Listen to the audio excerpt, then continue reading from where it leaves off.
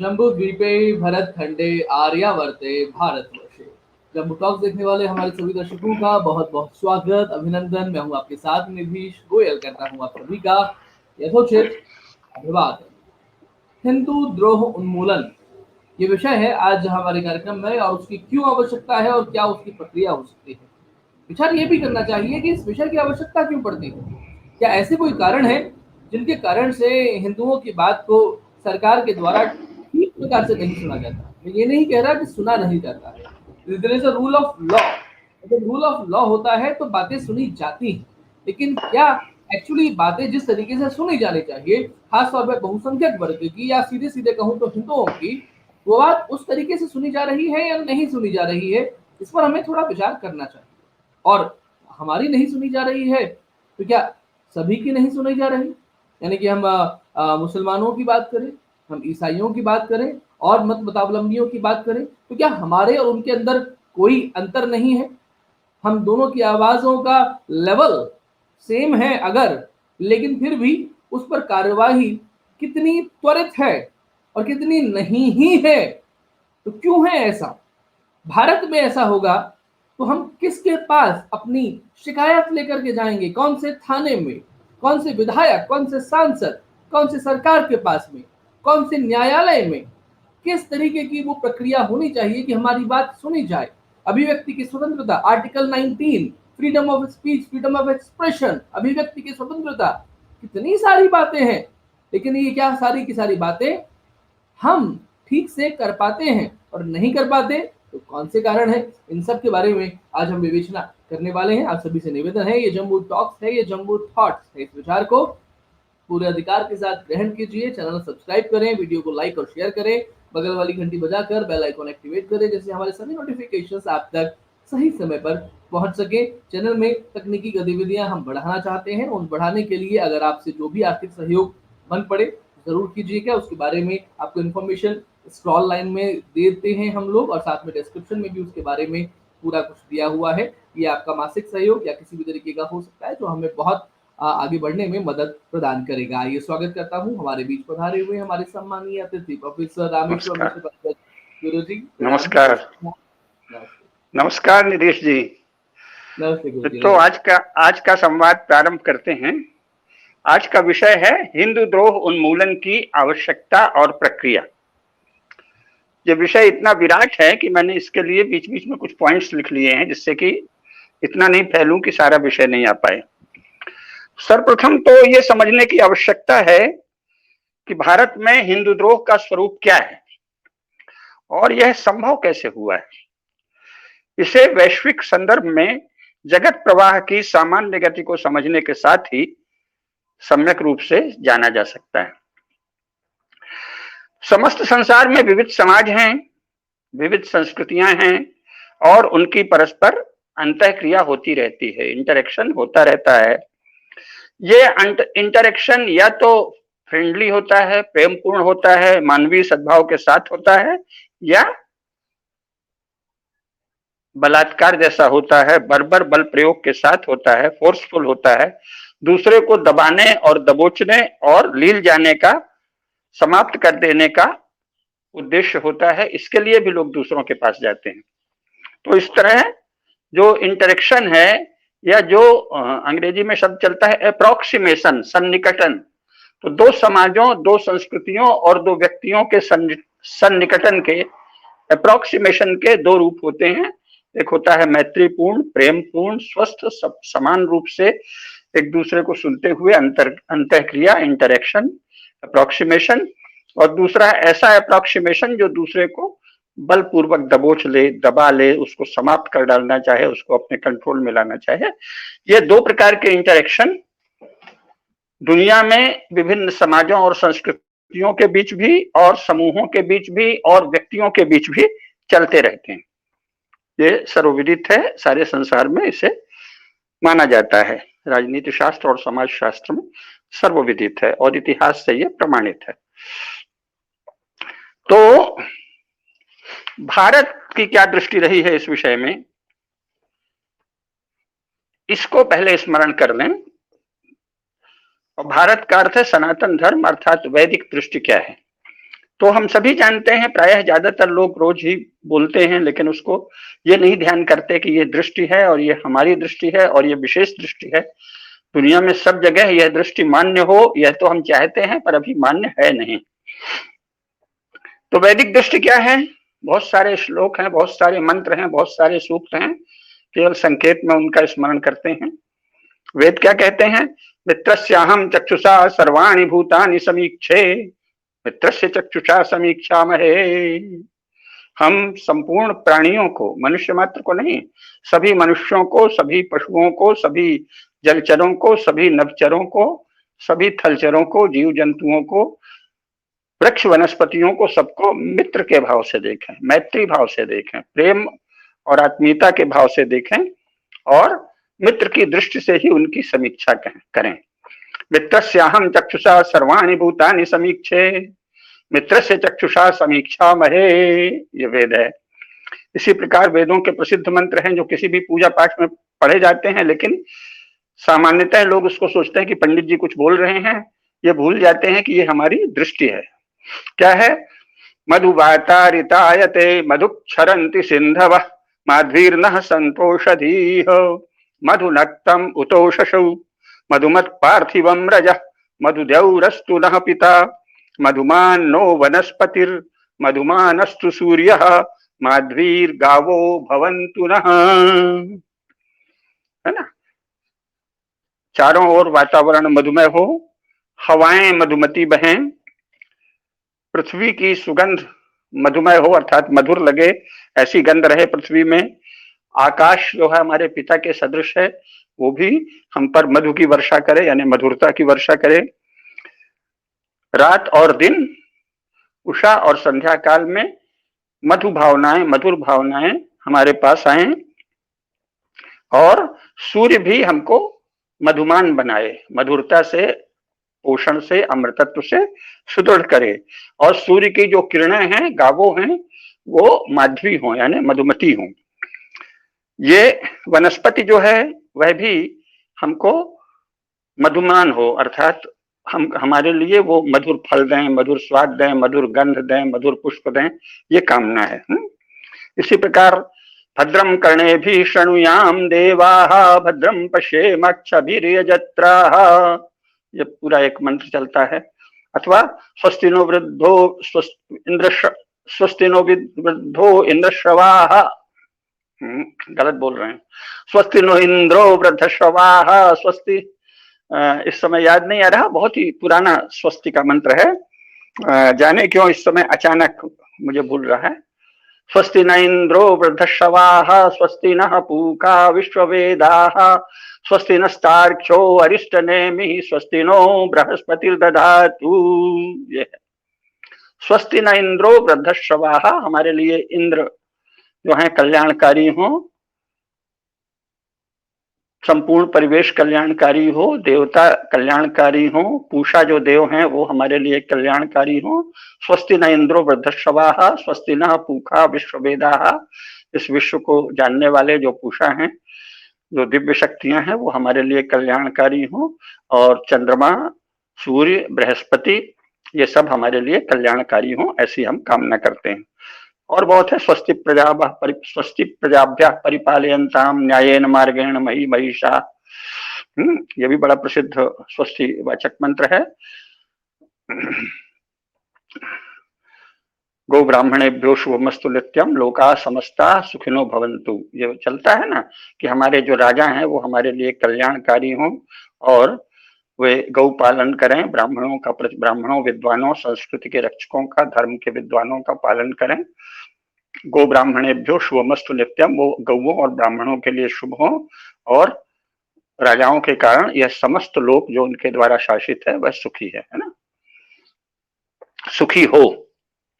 इसी प्रकार एक और बहुत से प्रसिद्ध मंत्र हैं, अभय मंत्र हैं, अभयम पुरस्तात्, अभयम प्रस्तात्, अभयम पुरस्तात्, माने हमारे आगे चारों ओर सब लोग हमसे अभय रहें, मैं भी पीछे को भी हमारे है जो पीछे शक्तियां उनसे भी अभय रहूं।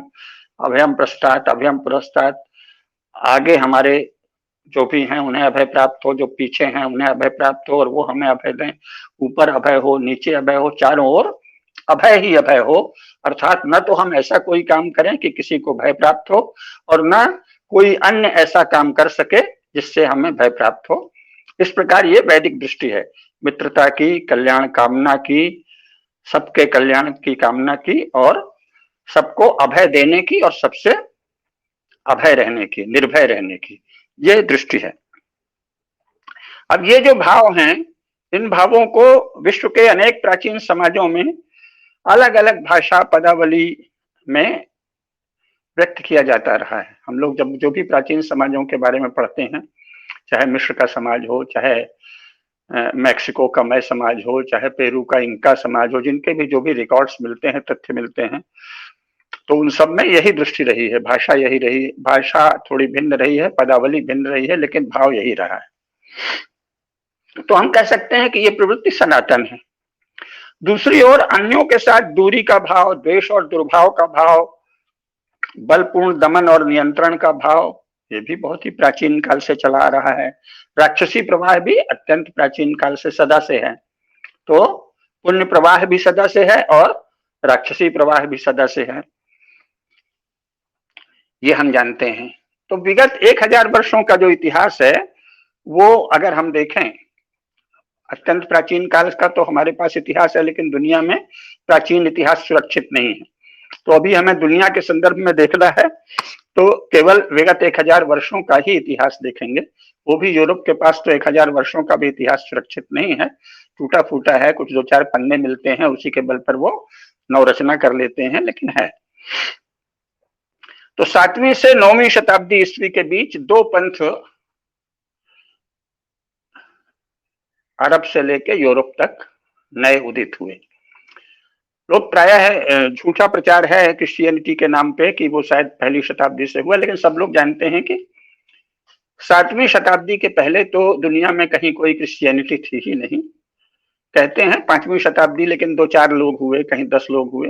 9वीं शताब्दी से उल्लेखनीय रूप में यूरोप में ईसाइयत धीरे धीरे फैलने लगी है। 9वीं शताब्दी से पहले नहीं फैली है। और 7वीं शताब्दी से इस्लाम फैला है, जो कि जाके 9वीं शताब्दी ईस्वी में तुर्कों के हाथ में चले जाने पर वो भी बलवान हो गया। उसके पहले वो केवल अरब तक सीमित था और केवल रेगिस्तानी इलाके में सीमित था, और उसकी कोई खास ताकत नहीं थी। क्योंकि मोहम्मद साहब के समय जो लड़ाइयां भी हुई हैं, उसमें 100, 200, 500 लोग लड़ते थे, कोई व्यवस्थित सेना नहीं थी, अचानक उठ खड़े हुए लड़ने लगे। और 1000 से अधिक, कोई 1500 कहते हैं, इससे ज्यादा सैनिक तो कभी भी किसी मुस्लिम लड़ाई में शुरू के 100 वर्षों में, कम से कम मोहम्मद साहब के समय 1000 से ज्यादा सैनिक कभी किसी पक्ष में नहीं रहे। तो वो कोई लड़ाई नहीं है, वो तो हमारे यहाँ मोहल्लों में 1000 लोग इकट्ठा होकर लड़ने लगते हैं। लड़ाई भी ऐसे ही होती थी, तलवार है, भाला है, चाकू है, फरसा है। तो इससे वो कोई लड़ाई में लड़ाई नहीं है। तो मोहम्मद साहब ने जो लड़ाइयां लड़ी, वो उस इलाके के लिए बड़ी गिनती की है, लेकिन दुनिया में जितना, भारत में जितनी समृद्धि और जैसे शस्त्रास्त्र समृद्ध थे, उसकी तुलना में वो बच्चों का खेल है। तो 7वीं से 9वीं शताब्दी ईस्वी में ये 2 चीजें बलवती हुई, इस्लाम और ईसाइयत के नाम से। इसमें दिक्कत यह है कि इन दोनों ने अन्यों के प्रति द्वेष और दुर्भाव की दृष्टि रखी। इन्होंने दावा तो इस्लाम और ईसाइयत का किया, लेकिन इस्लाम इनके लिए और ईसाइयत उनके लिए केवल नाम रह गई। क्योंकि न तो किसी भी क्रिश्चियन समूह ने जीसस के सिद्धांतों को एक दिन भी माना। ये तो स्वयं यूरोप के लोगों ने लिखा है कि जीसस के जो सिद्धांत बताए जाते हैं, उनका पालन तो क्रिश्चियंस ने एक दिन भी नहीं किया, और अगर करते तो दुनिया में फैलते भी नहीं, ये भी कहा है। और इस्लाम का नाम लेकर जो लोग आगे बढ़े, उन्होंने भी स्वयं मोहम्मद साहब ने जिन चीजों को हदूद गुनाह कहा था, क्राइम अगेंस्ट अल्लाह कहा था, बहुत ही अक्षम्य अपराध कहा था, वो सब वो लोग करते रहे, जिनका हमने अलग अपने व्याख्यानों में आपको बताया है। अभी यहाँ उसका विषय नहीं है। लेकिन इन लोगों ने इस्लाम या ईसाइयत का नाम तो लिया। साधारण लोग शायद उसी नाम से जो जो कहा जाता था वो सब करते रहे। लेकिन ये जो लोग दुनिया में आगे बढ़े हैं, जिन्होंने दूसरों को दबाया है, इन्होंने न तो ईसाइयत के किसी सिद्धांत को माना, और न ही मोहम्मद साहब ने जो चीजें वर्जित की थी कि नशा मत करो, नशे की किसी वस्तु की खेती मत करो, व्यापार मत करो, फोटो मत बनाओ, चित्र मत बनाओ और अभिनय मत करो उस तरह का, मनुष्य की तरह मत दिखो और किसी भी तरह की ऐसी अनुकरण मत करो जो अल्लाह की बनाई चीज है उसकी उसकी अनुकृति मत करो। और खासतौर से नशा तो बिल्कुल नहीं करो और भाईचारे से रहो, लूटपाट बलवा मत करो, किसी के विरुद्ध दिन रात आगजनी मत करो। ये सब जो मोहम्मद साहब ने वर्जना की थी उसको तो इस्लाम का नाम लेते हुए लगातार तोड़ा गया है। और कुरान में तो राज्य की कोई कल्पना ही नहीं है, धारणा ही नहीं है। तो जो जहां थे, जैसे तुर्कों के यहाँ जो राज्य था वो उसी तरह से चलाते रहे, पारसिकों ने अपने ढंग से राज्य चलाया। तो इस्लाम और ईसाइयत की आड़ में इन्होंने उन नामों की का अनुसरण तो किया, लेकिन उसका उपयोग जीसस या मोहम्मद साहब की शिक्षाओं के अनुसरण में न करके अन्यों को दबाने का, अन्यों को बलपूर्वक दबोचने का या समाप्त कर डालने के लिए किया है। हम सभी जानते हैं। अन्यों के प्रति बर्बर और पैशाचिक व्यवहार का आधार बना लिया इस्लाम को या ईसाइयत को। तो इन दोनों ने ही अफ्रीका के बड़े भूभाग को दबोच लिया, छोप लिया और ईसाइयत के नाम से अमेरिकी महाद्वीप में ईसाइयत ऐसे फैल गई कि उसने वहां के मूल निवासियों को नष्ट कर दिया। कनाडा और ऑस्ट्रेलिया में भी यही दोहराया गया। तो ये हम जानते हैं कि ये इस प्रकार की दो ये दृष्टियां दुनिया में उदित हुई। भारत में ये लोग यहाँ के राजाओं के सामने बड़ी विनम्रता से आए कि हमें थोड़ा सा व्यापार करने दो। और भारत के कम लोग ये जानते हैं कि 1830 ईस्वी तक ईस्ट इंडिया कंपनी के लोग सदा अपने को ये दिखाते थे कि मैं फलाने बादशाह या फलाने राजा का वफादार नौकर हूं, most humble, most obedient servant of his majesty और हर मेजेस्टी। कौन?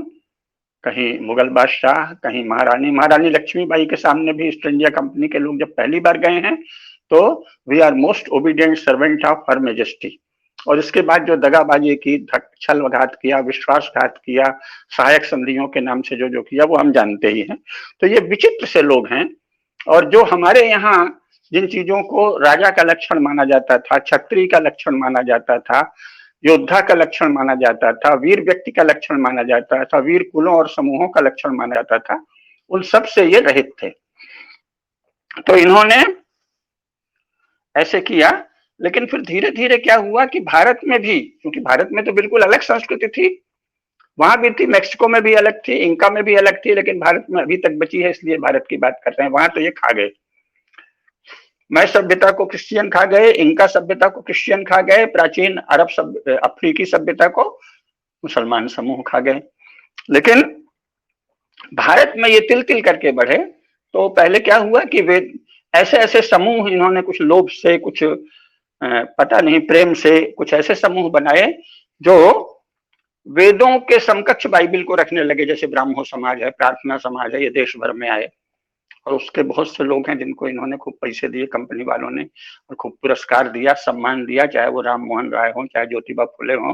तो बाइबिल को वेदों के समकक्ष बताते हुए, और कई जगह तो बाइबिल को वेदों से भी अधिक उच्चतर और श्रेष्ठतर बताते हुए कई पंथ, प्रार्थना समाज, ब्रह्म समाज, ब्राह्मो समाज आदि आदि उदित हुए।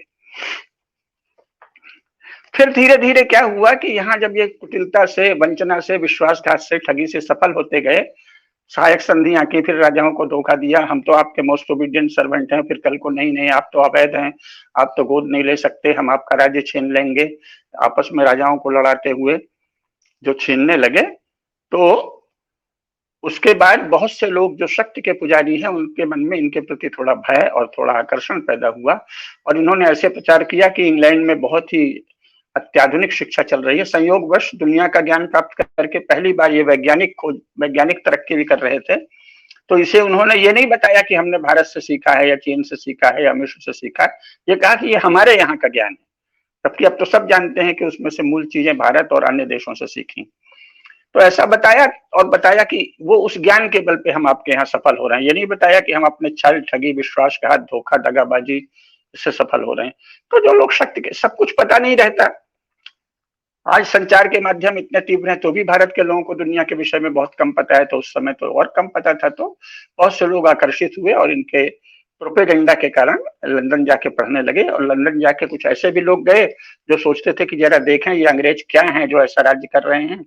तो जो क्रांतिकारी गए वो तो उनको समझने और पीटने के लिए गए। लंदन में उनकी छाती में घुसकर चाहे वो मदन लाल धिंगरा हो, चाहे उधम सिंह हो, चाहे हमारे यहाँ एक से एक लोग हुए हैं, तो उन्होंने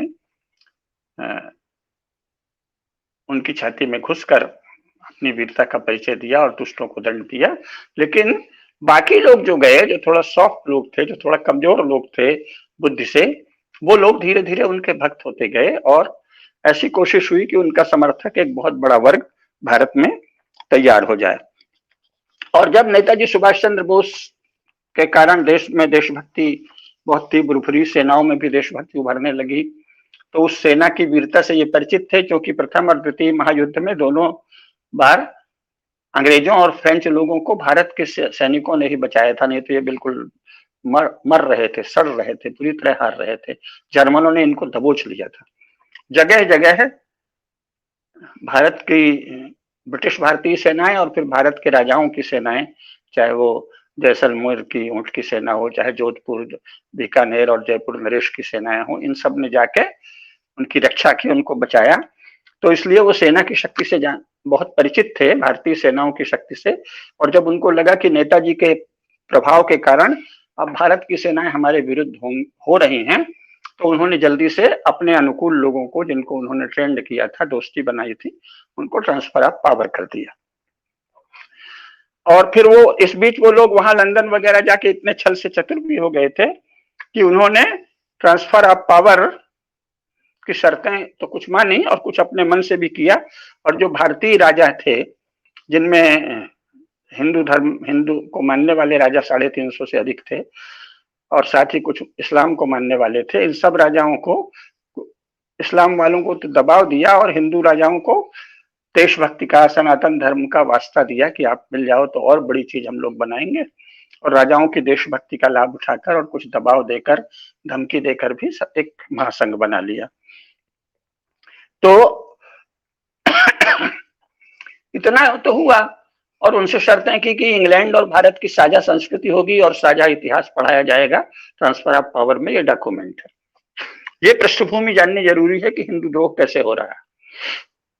लेकिन इसका ये अर्थ नहीं है कि ट्रांसफर ऑफ पावर की शर्तों से ये लोग बंधे थे। ये लोग अंग्रेजों के सच्चे उत्तराधिकारी थे और अंग्रेजों की तरह इन्होंने छल, वंचना और धोखा देना, बात को पलट जाना खूब सीख लिया था। तो जवाहरलाल जी ने एक और तो इंग्लैंड और भारत की साझा संस्कृति और साझा इतिहास पढ़ाना जारी रखा शिक्षा में, लेकिन लगा कि भारत में तो शिक्षा की बहुत महान परंपरा है और इसको हम कैसे दबा पाएंगे। तो इन्होंने लेनिन और स्टालिन से प्रेरणा ली और सोवियत संघ का अपना आदर्श बना के और शिक्षा और संचार माध्यम सहित सब चीज सरकार के नियंत्रण में ला दी कि लोगों को क्या पढ़ाएं वो हम तय करेंगे, हमारे अफसर तय करेंगे, जिससे लोगों के दिमाग में कब्जा रहे, और उन्हें क्या दिखाएं, क्या प्रचार करें। तो सब कुछ एजेंडा बेस्ड प्रोपेगेंडा करने लगे शिक्षा के नाम पर। इनका अपना जो एजेंडा था कि हमको जवाहरलाल नेहरू को ही महान वैज्ञानिक चिंतक बताओ और कांग्रेस पार्टी को ही ये बताओ कि इसी ने देश को स्वतंत्र किया है। नेताजी सुभाष चंद्र बोस और क्रांतिकारियों के सच्चे इतिहास को छिपा लो। देशभक्त राजाओं को बदनाम करो कि नहीं नहीं ये तो बड़े अंग्रेजों के एजेंट थे और स्वयं अंग्रेजों के उनसे बड़े एजेंट थे, उसको छिपाना, ये सब करने के लिए जरूरी हो गया कि शिक्षा और संचार माध्यमों को सरकार के नियंत्रण में लिया जाए। तो सोवियत मॉडल अपना लिया और इसको छिपाने के लिए अर्थहीन और भ्रामक नारे तथा मुहावरे सत्य की तरह प्रचारित किए। और चूंकि स्टेट कंट्रोल्ड मीडिया और एकेडमिया था तो यह सरलता से संभव हो गया। और भारत की सभी, माने जो मुसलमानों ने जो तोड़फोड़ की थी या जो नाश किया था, अथवा अंग्रेजों ने जो जहां तक संभव हुआ नाश किया था, दरिद्र बनाया था, अकाल दिया था, बीमारी दी थी, महामारियां फैलाई थी भारत में, सबके लिए वो हिंदू समाज की अपनी व्यवस्था और परंपराओं को दोषी ठहराने लगे। विशेषकर जो उनमें से कम्युनिस्ट झुकाव के थे, उन्होंने तो 47 में ही नारा लगाना शुरू कर दिया कि ये आजादी झूठी है, देश की जनता भूखी है। और जवाहरलाल का इसको पूरा संरक्षण था। अरे भाई, अगर ये आजादी झूठी है तो तुम अंग्रेजों से लड़ क्यों रहे थे? या कहो कि हम लड़े वड़े नहीं है, किसी तरह गद्दी पा लिए हैं चतुराई से। देश की जनता भूखी है यानी अंग्रेजों ने कुछ नहीं किया, अंग्रेजों ने नहीं लूटा, मुसलमानों ने कोई मंदिर आदि नहीं गिराए, कुछ नहीं हुआ। हिंदू धर्म में ही ऐसी कमी है, हिंदू समाज में ही वो दोष है जिससे देश की जनता भूखी है, ऐसा प्रचार शुरू कर दिया। तो ये हिंदू द्रोह का पहला चरण है कि जिन लोगों ने भारत में छल से, अनीति से, अन्याय से अत्याचार किए थे, पाप किए थे, उन सब पापों को ढक दिया और जो भी उनके कारण विकृतियां आई थी समाज में, जो भी गड़बड़ियां आई थी, जो भी लोगों के मन संकुचित हुए थे, भय बैठा था, किसी तरह क्षुद्रता आई थी, उस सब के लिए जिम्मेदार ठहरा दिया हिंदू समाज और हिंदू धर्मशास्त्रों को कि साहब आपकी परंपरा में ही वो दोष है, इसलिए भारत गरीब है। अंग्रेजों ने कुछ नहीं किया, मुसलमानों ने तो कुछ किया ही नहीं, खैर मुस्लिम राजाओं ने। मंदिर मंदिर तोड़ने से क्या होता है? आपके बड़े बड़े पुस्तकालय जला दिए गए तो उससे क्या होता है? अंग्रेजों ने जबरन आपको बंधुआ मजदूरी कराई, आपको कोड़े मारे, आपको जहां उनका इलाका था वहां जो जो अत्याचार किए, उससे क्या होता है? आपकी बुराई बड़ी भयंकर है, आपने तो कोई अछूत प्रथा चला दी है। जो भी यूरोप में इससे 1000 गुना अधिक बर्बर प्रथाएं थी, नीचता थी, पाशविकता थी, क्या क्या भयंकर दुर्गत थी, वो आज का विषय नहीं है, लेकिन उसको दबा दिया, उसकी चर्चा ही नहीं है। और भारत की छोटे से छोटी मान लो कोई गड़बड़ी आ गई किसी समय, तो उसको हजारों गुना, लाखों गुना अतिरंजित करके बढ़ाने लगे। और उद्देश्य क्या था? मुस्लिम उग्रवाद और आतंकवाद तथा ब्रिटिश झूठ और छल और ठगी को छिपा लिया और उनके कारण जो विकृतियां आई थी उन सबका दोष हिंदू समाज पर डाल दिया गया। ऐसा वातावरण बनाने के बाद हिंदुओं पर अकारण आक्रमण, हिंसा, निंदा, धिक्कार और गाली गलौज एक फैशन ही हो गया। ये हिंदू द्रोह का मूल है, हिंदू द्रोह का घिनौना रूप यह है। तो जब हम ये देखते हैं तब आवश्यक हो जाता है कि ये इस हिंदू द्रोह का उन्मूलन कैसे किया जाए और उसकी प्रक्रिया क्या हो। तो इसके लिए जैसे होता है कोई भी रोग है उसका उपचार करना है तो पहले निदान किया जाता है, तो निदान पहले सही सही करना होगा। तो निदान क्या है? निदान ये है कि अब जो भारत है, जो उपस्थित है, उसमें जो नुकसान वो कर गए, इस्लाम के नाम पर जो नुकसान वो कर गए, ब्रिटिश सभ्यता और ब्रिटिश शासन के नाम पर वो कर गए, वर्तमान में उन सबको जारी रखना या न रखना भारत के अपने राज्यकर्ताओं पर निर्भर है।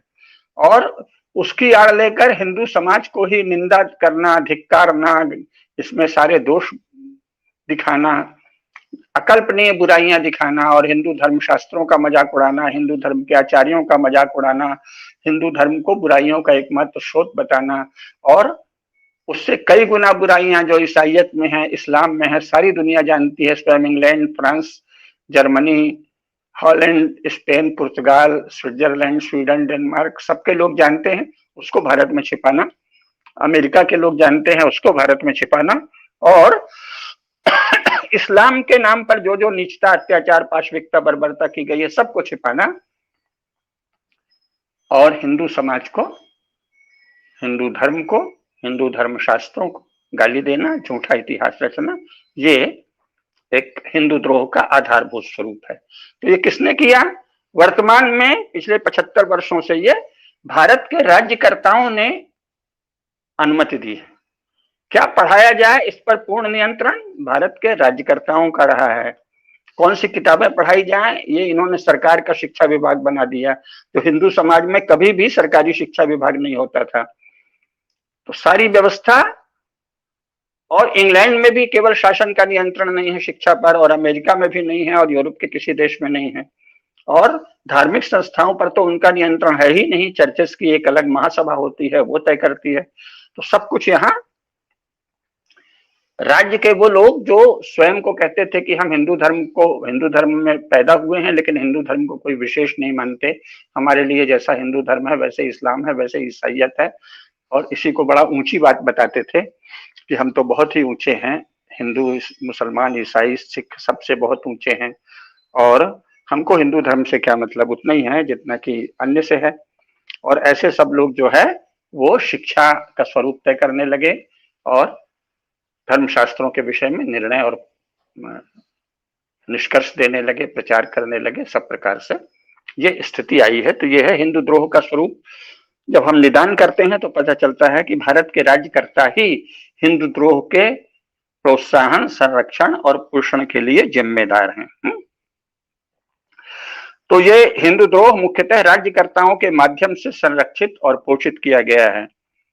ऊपरी तौर पर हिंदुद्रोही दिखने वाली शक्तियां इस्लाम, ईसाइयत और कम्युनिज्म से जुड़ी दिखती हैं, परंतु तथ्य यह है कि इस्लाम, ईसाइयत और कम्युनिज्म, इन तीनों ही नारों की आड़ में जो लोग अग्रणी होकर सक्रिय हैं, उनको न तो कोई धर्म का बल है, न सत्य का तेज है, न प्रज्ञा की दीप्ति है और न ही किसी प्रकार की विशेष बौद्धिक सामर्थ्य है।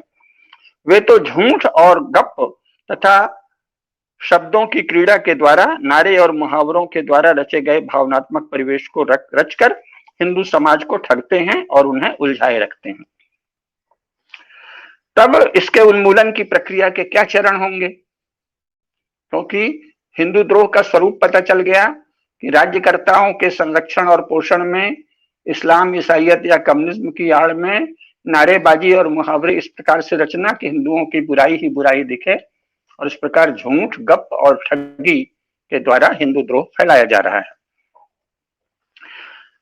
तो स्थिति बहुत विषम है, लेकिन इसके उन्मूलन की प्रक्रिया के चरण क्या होंगे, इनको मैंने संक्षेप में आज इसको यहाँ आपके सामने बताने का निश्चय किया है। तो 18 बिंदुओं पर आज प्रकाश डालूंगा, आगे इसका और विस्तार होता रहेगा। पहला चरण यह है कि जब तक कोई हिंदुत्व, क्योंकि ये 75 वर्षों में भारत में एक भी हिंदुत्वनिष्ठ समूह राजनीति में सक्रिय नहीं है। सबके सब वो लोग हैं जो मानते हैं कि हाँ, ये तो एंग्लो क्रिश्चियन कानून रहेंगे ही, और ये जो अंग्रेजों ने 90 वर्ष तक आधे भारत में सिस्टम चलाया था, भारत में खासकर चलाया था, स्वयं इंग्लैंड में वैसा नहीं है, वो तो रहेगा ही। इंग्लैंड में कोई लिखित संविधान नहीं है, पर भारत को लिखित संविधान उन्होंने जबरन कहा कि तुम बनाओ, तो वो रहेगा ही। इंग्लैंड में राजा या रानी उनके बहुसंख्यकों के रिलीजन के संरक्षक हैं, लेकिन भारत में इन्होंने कह दिया कि नहीं नहीं, हम तो कोई बहुसंख्यकों के धर्म को संरक्षण नहीं देंगे, तो वो रहेगा ही। तो इस तरह 75 वर्षों में भारत का राज्य धर्म से उदासीन हो, बहुसंख्यकों के धर्म से उदासीन हो, बहुसंख्यकों की संस्कृति, आदर्श और शास्त्रों से उदासीन हो, इस विषय में सारी पार्टियों की एक राय है, किसी का कोई विरोध नहीं है। तो ऐसी स्थिति में क्या किया जाए? तो पहला चरण है कि जब तक कोई हिंदुत्वनिष्ठ समूह राजनीति में खड़ा नहीं हो जाता, तब तक ऐसे ही समूह या दल को समर्थन और पोषण दिया जाए जो भावात्मक रूप से हिंदू समाज और संस्कृति तथा परंपरा के प्रति सद्भाव तो रखता दिखे, भले ही कभी कभी आचरण में वह हिंदुद्रोहियों को भी अपने साथ लेता हो, लेकिन कम से कम हिंदू धर्म की सार्वजनिक निंदा नहीं करता हो और सद्भाव दिखाता हो कि नहीं नहीं, हिंदुत्व तो महान है आदि। पहले कांग्रेस दिखाती थी, आजकल भाजपा दिखा रही है, तो इसका ही समर्थन किया जाए। हम हिंदू समाज कर भी रहा है, पहले हमने कांग्रेस का समर्थन किया क्योंकि वो मुंह से तो सब लोग हिंदू धर्म के प्रति सद्भाव ही दिखाते थे, और अब भाजपा भी हिंदू धर्म के प्रति सद्भाव दिखाती है, तो सब लोग भाजपा का समर्थन कर रहे हैं। तो ये पहला चरण एकदम हिंदू समाज की ओर से उठाया जा रहा है, जो बहुत अच्छा है, आशा बनती है। दूसरा चरण है विद्या के ऐसे केंद्र खड़े हों जो समकालीन विश्व में निरंतर हो रहे परिवर्तनों को हिंदू दृष्टि से देखें और समझें, तथा ये दुनिया जो लगातार बदल रही है, सतत परिवर्तनशील विश्व है, इसमें नई नई राजनीतिक शक्तियां उभर रही हैं और संभावित नई विश्व व्यवस्था भी उभर रही है। प्रधानमंत्री श्री नरेंद्र मोदी जी ने लाल किले से कहा था कि एक न्यू वर्ल्ड ऑर्डर उभर रहा है, तो उसको जाने और इस उभार में भारतवर्ष और हिंदुत्व की महत्वपूर्ण भूमिका कैसे संभव होगी, उस स्पेस को, उस अवसर को, उस संभावना को समझने की कोशिश करें। ये काम जनसाधारण नहीं कर सकता, प्रबुद्ध और निष्ठावान धर्मनिष्ठ लोगों का एक समूह ही कर सकता है। तीसरा चरण है कि हिंदू वीरता का निरंतर स्मरण करने वाला एक सुनिश्चित सुसंस्कृत समूह देश में जगह जगह विकसित हो। इस सत्य को सदा स्मरण रखा जाए कि हिंदू समाज विश्व का सबसे बड़ा योद्धा समाज है। जर्मनी से इंग्लैंड और फ्रांस की रक्षा भारतीय वीर सैनिकों ने ही की थी दो महायुद्धों में। इस प्रकार हिंदू युद्ध से कभी नहीं हारे, परंतु कतिपय हिंदू राजपुरुषों के लोभ या बुद्धि की संकीर्णता और चतुराई के दम से अपनाई गई नीतियों के कारण ही कई बार हिंदू अपना बहुत कुछ खोते रहे। अतः वीरता का स्मरण भी किया जाए और राजपुरुषों की, राजनीतिक दलों और राज्यकर्ताओं की ठगी और वंचना के इतिहास को ध्यान में रखते हुए उनके प्रति सदा सजग रहने का भाव समाज में जागृत रखा जाए। शासकों को समुचित सम्मान सदा दिया जाए, परंतु कभी भी उनकी अतिरंजित प्रशंसा कम से कम प्रबुद्ध और सजग समूह नहीं करे। यह हिंदू द्रोह के उन्मूलन में तीसरा चरण है। चौथा है, हिंदुओं को पराजित दिखाने वाले तथाकथित हिंदूवादी या हिंदुत्ववादी समूहों को सार्वजनिक रूप से बारंबार धिक्कारा जाए। उन्हें चेतावनी दी जाए कि वे हमारे महान शौर्य संपन्न पूर्वजों को पराजित दिखाने की मक्कारी बंद करें, क्योंकि यह नरक का रास्ता है। अपनी कायरता को या अपने कुल की कायरता को हिंदू समाज पर न थोपें। ऐसा करना दंड और निंदा के योग्य अपराध है, इसलिए ये कार्य न करें। ऐसा वातावरण बनाया जाए। हिंदूवादी बनकर, हिंदुत्ववादी बनकर दिन रात हिंदू समाज में ग्लानि बताना और हम तो ऐसे हारे और हम में तो ये कमी है, ऐसे नीच लोगों को धिक्कारा जाए, उनकी निंदा की जाए, केवल इसलिए कि वो कहते हैं कि हम हिंदू समाज को फिर से महान देखना चाहते हैं। इसलिए उनका ये झूठ और गप और हिंदुओं के प्रति घृणा और हिंदू वीरता का विलोप करने की उनकी दुष्टता बर्दाश्त नहीं की जाए। पांचवा है कि लोकतंत्र में हिंदुओं ने आज तक सामाजिक आत्मविश्वास के साथ हिंदुत्व के लिए न्यूनतम मांग भी नहीं की है। वो न्यूनतम मांग क्या हो सकती है कि भारत राज्य में हिंदू धर्म को विधिवत संरक्षण दिया जाए, जैसा कि विश्व भर के राष्ट्र राज्यों के बहुसंख्यक समाज के धर्म या रिलीजन को दुनिया के हर नेशन स्टेट में जितना संरक्षण प्राप्त है वो संरक्षण दिया जाए हिंदू समाज को, ये मांग की जाए। इसी प्रकार संप्रदायों की बहुलता और विराटता हिंदुओं की शक्ति और गौरव है। इसे कोई कमजोरी बताने वाला या तो बुद्धिहीन है या हिंदू द्रोही है। विविधता और विराटता को सार्वभौम नियमों के अनुशासन में गतिशील रखना और सामंजस्य तथा सौहार्द स्थापित करना हिंदू समाज को भली भांति ज्ञात है। वर्तमान के किसी भी संगठन को हिंदुओं को इस विषय में तनिक भी उपदेश देने का कोई अधिकार प्राप्त नहीं है। संपूर्ण हिंदू समाज से शाब्दिक और पाखंडपूर्ण आत्मीयता दिखाते हुए इतने विशाल हिंदू समाज को अपने किसी एक निजी संगठन या पंथ के या मतवाद के या संप्रदाय के अंतर्गत लाने की राजनीतिक बुद्धि दूषित और दुष्ट है, और यह हिंदू समाज को अहिंदू बना डालने की दिशा में दुस्साहस है। इस दुस्साहस को पहचान कर इसकी भर्त्सना की जाए और इसे धिक्कारा जाए। इन्हें किसी भी प्रकार की प्रतिष्ठा देना हिंदू समाज को खोखला करना है। हिंदुत्व से, वैविध्य और विराटता के सहज स्वस्थ स्वरूप से जो हिंदू एकता का एकमात्र आधार इतिहास में रहा है, उससे वंचित करने की कोशिश करने वाले लोग अपने पंथ, अपने मत, अपने संगठन, अपनी विचारधारा, अपनी आइडियोलॉजी के अधीन हिंदू समाज को लाने की पापपूर्ण कोशिश करते हैं। इसको समझा जाए। एक मिनट का मुझे रुकना पड़ेगा, बहुत तेज पानी की बौछार आ रही है।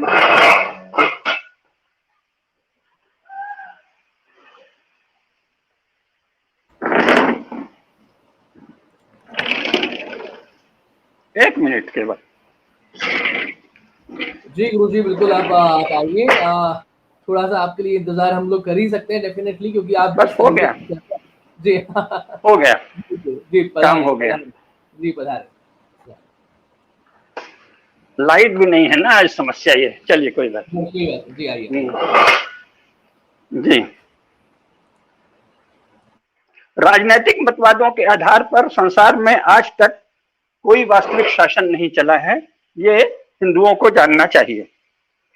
इसलिए राजनीतिक मतवाद की असलियत जानी जाए कि ये तो अपने गुट या समूह के नियंत्रण में बाकी सबको लाने की एक चाल मात्र होती है।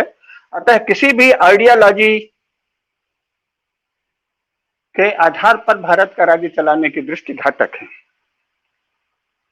आठवां है, भारतीय संविधान में मतवाद आधारित राजनीतिक दलों का कोई विधिक स्थान नहीं, क्योंकि संविधान प्रत्येक भारतीय को, अतः प्रत्येक हिंदू को भी चिंतन की शक्ति से और अभिव्यक्ति की शक्ति से समर्थ नागरिक मानता है।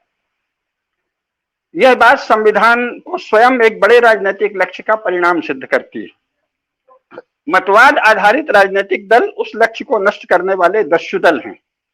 इस विषय में समाज में प्रबोधन आवश्यक है। 9वां चरण है, यदि भारत के राज्यकर्ता वर्तमान आंग्ल ईसाई कानून का भी समुचित प्रयोग निष्पक्षता से करें तो किसी भी ऐसे समूह को भारत में सक्रिय रहने की अनुमति नहीं देंगे जो अपने पंथ के सिवाय शेष समाज को अपना या मानवता का या सत्य का शत्रु घोषित करता हो और इबादत या प्रेयर के नाम पर ऐसे भयानक उन्माद की नित्य और दिन में कई बार घोषणा करता हो। अतः ऐसी राष्ट्र विरोधी और सत्य विरोधी तथा मानवता विरोधी घोषणाओं और क्रियाओं का संरक्षण और पोषण राज्यकर्ताओं द्वारा वर्तमान कानूनों की भी अवहेलना है या उपेक्षा है तथा सार्वभौम मानव धर्म की भी उपेक्षा है। इस विषय में राज्यकर्ताओं का दोष पूरे संयम और शिष्टाचार के साथ बारंबार रेखांकित किया जाए तथा इसके लिए दुख व्यक्त किया जाए, परंतु शब्दों में असंयम या मर्यादाहीनता नहीं हो, क्योंकि ऐसा करना आत्मघाती होगा। वर्तमान व्यवस्था में राजतंत्र के पास अपरिमित बल है और असंयमित भाषा राज्यकर्ताओं को ऐसी सब बातों को कुचल देने का बहाना दे देगी, इसलिए ये आत्मघाती सिद्ध होगा। 10वां चरण है, जो लोग सचमुच थोड़े से भी आत्मगौरव का भाव रखते हैं उन्हें अपने देश के लिए विदेशी घुमक्कड़ों या व्यापारियों या लफंगों या आतताइयों की गप्पों और किस्सों को तथा प्रोपेगंडा को अपने इतिहास का आधार मानने या बनाने की लज्जास्पद क्रिया करने में लज्जा का अनुभव करना चाहिए। पहले वे ऐसी लज्जास्पद क्रिया करने के पक्ष में विश्व के अन्य दृष्टांत ढूंढें, तब तो वे समाज में खड़े रहने के योग्य हैं, अन्यथा उन्हें ऐसा करने के पहले मर जाना चाहिए। क्या इंग्लैंड में मेरे द्वारा लिखित संविधान पढ़ाया जाएगा? इंग्लैंड का इतिहास गलत बोल गए। क्या इंग्लैंड में मेरे द्वारा लिखित इंग्लैंड का इतिहास पढ़ाया जाएगा? क्षमा कीजिए, यह है सही कि मैंने इंग्लैंड का एक इतिहास लिखा है, क्या उसे इंग्लैंड में कोई पढ़ाएगा? संयुक्त राज्य अमेरिका में क्या किसी ईरानी या तुर्क या चीनी नागरिक द्वारा लिखा गया अमेरिका का इतिहास पढ़ाया जाएगा?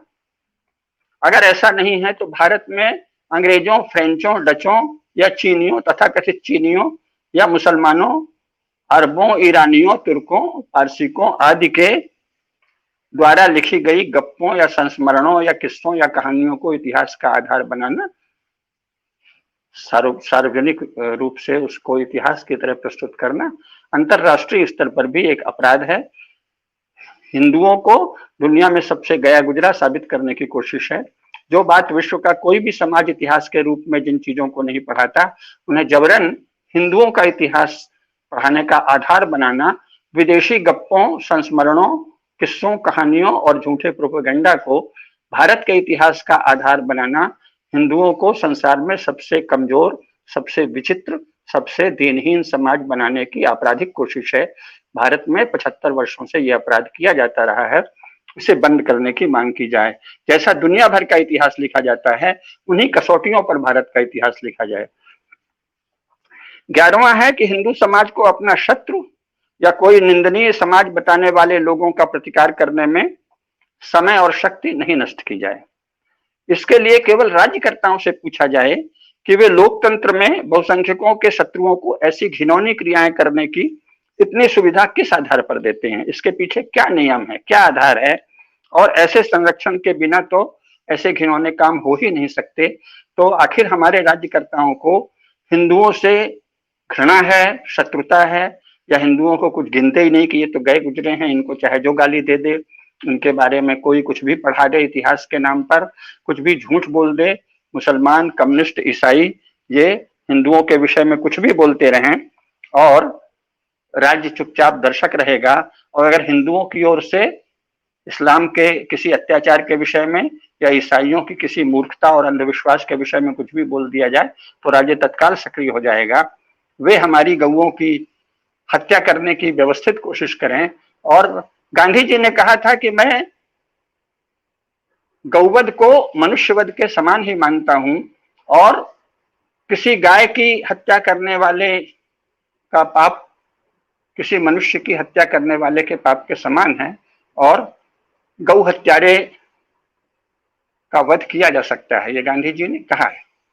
ये कहा है कि मैं इसके पक्ष में नहीं हूं, लेकिन गौ हत्यारे का वध करना कोई ऐसी बात नहीं है जो शास्त्र सम्मत न हो, ये गांधी जी ने स्वयं कहा है। तो जब लोग सार्वजनिक रूप से गौ हत्या करने का प्रयास करते हैं, तो अगर उनको कोई हिंदू प्रतिकार करता है तो उसे मॉब लिंचिंग, गुंडागर्दी आदि कहना धर्मशास्त्रों का विरोध है, हिंदू धर्म का विरोध है, संस्कृति का विरोध है, और इसकी सार्वजनिक रूप से संयमित और मर्यादित भाषा में प्रश्न किया जाए राज्यकर्ताओं से कि आखिर आपको हिंदू समाज के प्रति इस पक्षपात का क्या आधार है, हिंदू समाज से आपको क्या घृणा है, हिंदू समाज को आप दीनहीन क्यों बना रखना चाहते हैं। कोई हिंदुओं की गाय को मारे, कोई हिंदुओं की देवताओं को गाली दे, कोई हिंदुओं के धर्मशास्त्र का मजाक उड़ाए और बदले में हम उसे मारे भी नहीं, कोई पादरी जाके हमारे देवी देवताओं को झूठा कह के धर्मांतरण करे और हम उस पादरी को जला दें तो आप हमको बहुत ही निंदा करें, ये अनुचित है। कानूनों में हेर फेर होना चाहिए। जो हमारी गाय को मारे, जो हमारे मंदिरों को तोड़ने की कोशिश करे, जो हमारे देवी देवताओं को झूठा कहे, उसके वध का हमें अधिकार होना चाहिए। ये धर्म सम्मत अधिकार है और इसकी मांग भारत शासन से करनी चाहिए। और वो ये अधिकार क्यों नहीं दे रहे हैं, ये उनसे पूछा जाना चाहिए। हिंदू समाज के विरुद्ध भारत की सभी पार्टियां क्यों हैं, ये प्रश्न अवश्य उठाना चाहिए। 12वां चरण है कि इस बात को समझा जाए कि विगत 75 वर्षों में हिंदुओं की ओर से हिंदू संगठनों के रूप में जो समूह उभरे हैं, उन्होंने ऐसी बातों पर आंदोलन चलाए हैं जो संसार में कोई समाज नहीं चलाता। हिंदुओं को ऐसा दीनहीन मानकर ये हिंदू संगठन क्यों खड़े हुए हैं, चाहे वो विश्व हिंदू परिषद हो, चाहे कोई भी। क्या किसी भी मुस्लिम समाज या देश में सुअर खाना हराम करने के लिए कोई आंदोलन चला है, या हज जाने देने की सुविधा के लिए कोई आंदोलन चला है, या किसी भी ईसाई राज्य में चर्च जैसी संस्था को प्रतिबंधित करने का कोई आंदोलन चला है, या अपने अपने राष्ट्र राज्य में कैथोलिक या प्रोटेस्टेंट या लुथेरियन या बैप्टिस्ट या किसी भी अन्य चर्च को राजकीय संरक्षण देने के लिए कोई आंदोलन चला? नहीं चला, उन्होंने स्वयं ये किया। तब भारत में गौरक्षा आंदोलन की क्यों आवश्यकता पड़ी, और ये कोई संगठन का काम है क्या? और राम जन्मभूमि आंदोलन की चलाने की भी स्थिति क्यों आई? हिंदुओं को सहज अधिकार क्यों नहीं होना चाहिए कि हम गौरक्षा करेंगे और जो गौ हत्या करेगा उसको मारेंगे? जो हमारे मंदिरों को तोड़कर मस्जिदें बनाई गई हैं, उनको प्राप्त करने का हिंदुओं को स्वाभाविक अधिकार क्यों नहीं घोषित किया जाना चाहिए?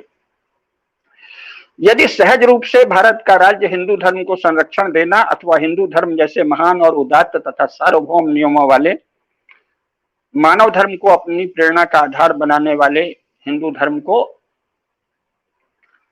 अपना आधार बनाने की घोषणा कर दे, तो इनमें से किसी बात की आवश्यकता कभी पड़ती ही नहीं। जो आंदोलन हिंदुओं ने 75 वर्षों में चलाए हैं, वे यदि चलाने वालों ने हिंदुओं की शक्ति और सामर्थ्य को जानबूझकर बहुत ही मामूली कामों में उलझाकर नष्ट करने के लिए किया है तो अलग बात है।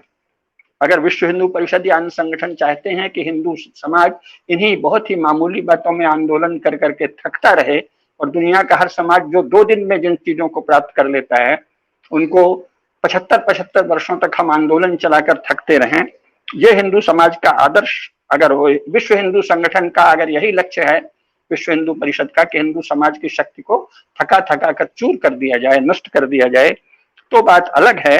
अन्यथा जो आंदोलन चले हैं कितनी मामूली बात में चले हैं, इनकी क्यों आवश्यकता पड़ी, ये उन्हें समझाना पड़ेगा। अगर उन्होंने मामूली कामों में उलझाकर हिंदुओं की शक्ति नष्ट करने के लिए ऐसा नहीं किया गया है, तो फिर वे कुछ विचित्र से लोग हैं। जैसे किसी वृक्ष की प्रतिष्ठा या रोपण की जगह कुछ पत्तियों को या 1-2 डाल को संग्रहित करने को ही बहुत बड़ी बात बना दी जाए, ऐसे निरर्थक कार्य ही इन आंदोलनों के नाम पर हुए हैं।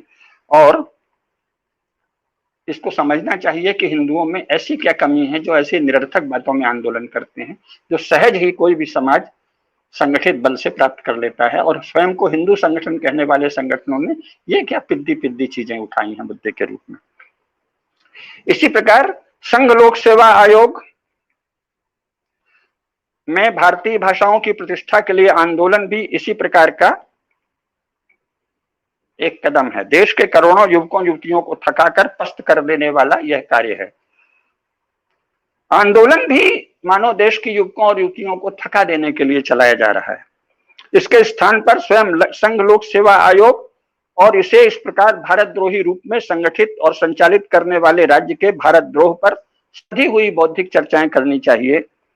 संसद में इन पर प्रहार आवश्यक था कि आखिर किस आधार पर भारत का राज्य भारतीय भाषाओं को सत्ता और सेवा के उच्चतम अवसरों से वंचित रखने का दुस्साहस सार्वजनिक रूप से कर सकता है।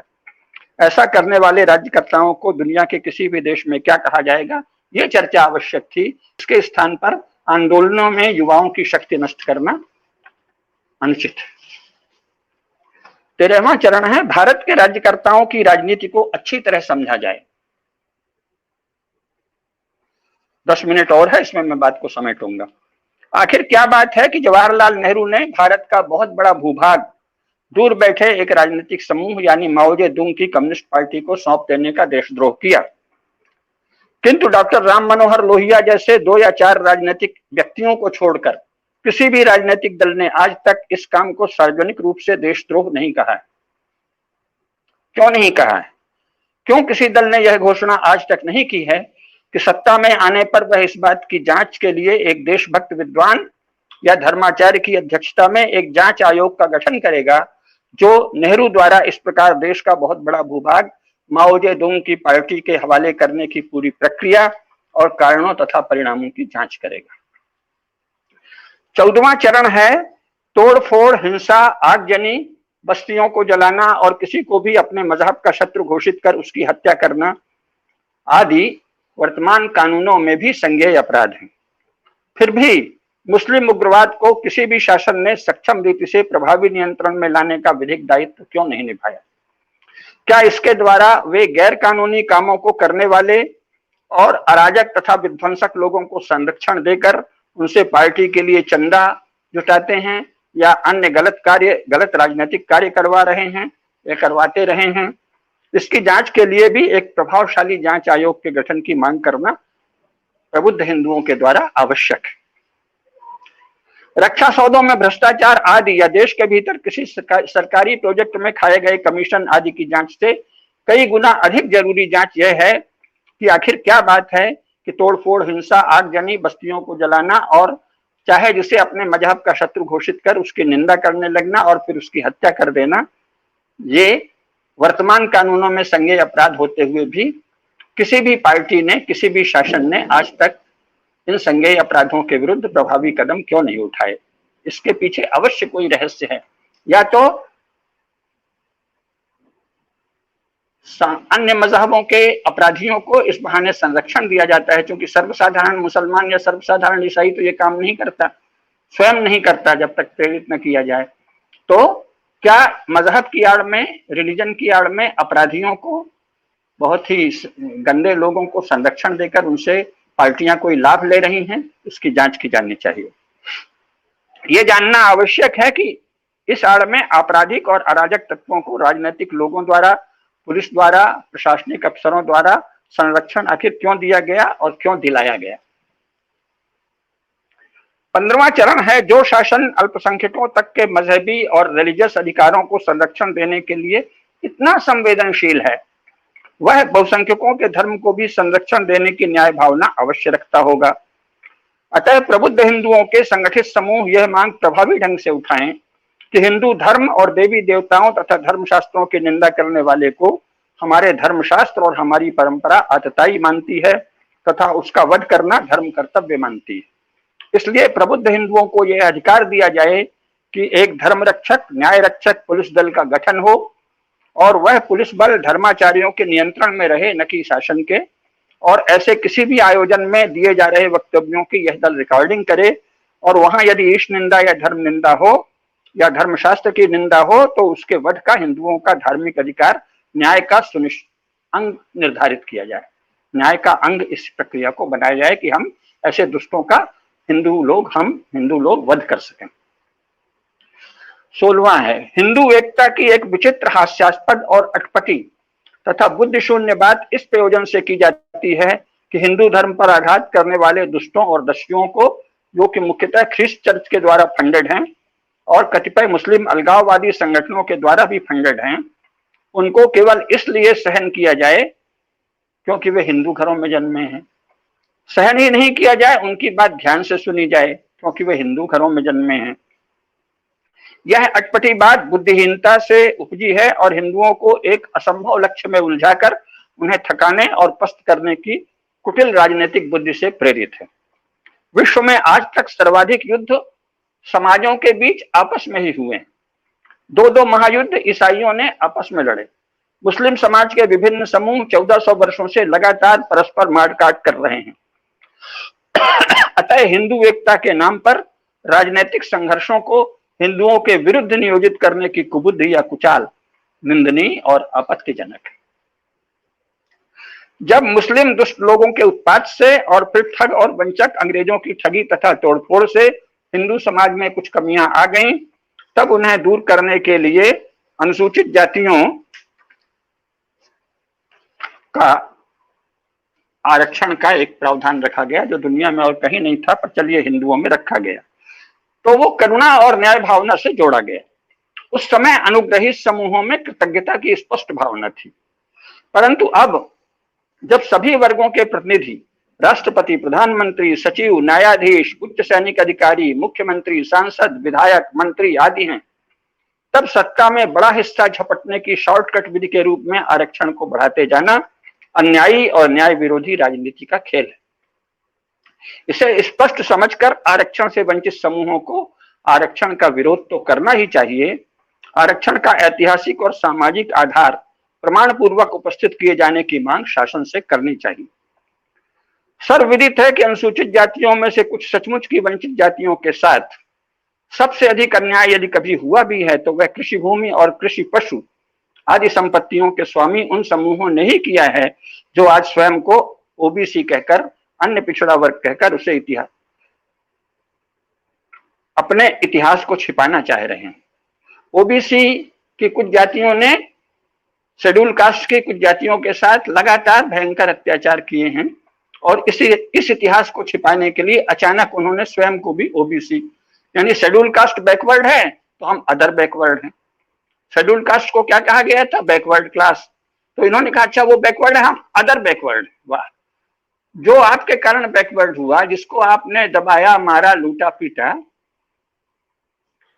उसके समान आप भी हो गए। वो बैकवर्ड तो हम ओबीसी, वो बीसी, वो बैकवर्ड क्लास तो हम अन्य अदर बैकवर्ड क्लास।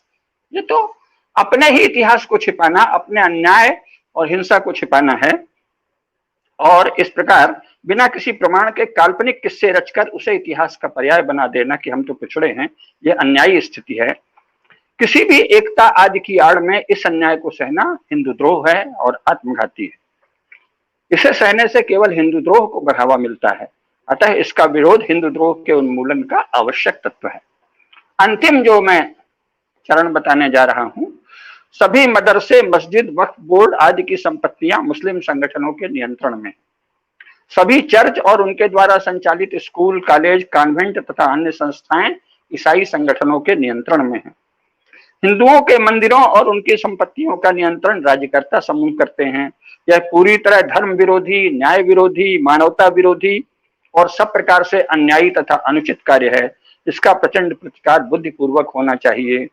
इन 18 कदमों को प्रथम चरण में उठाना हिंदुद्रोह उन्मूलन की आवश्यक प्रक्रिया का अंग है।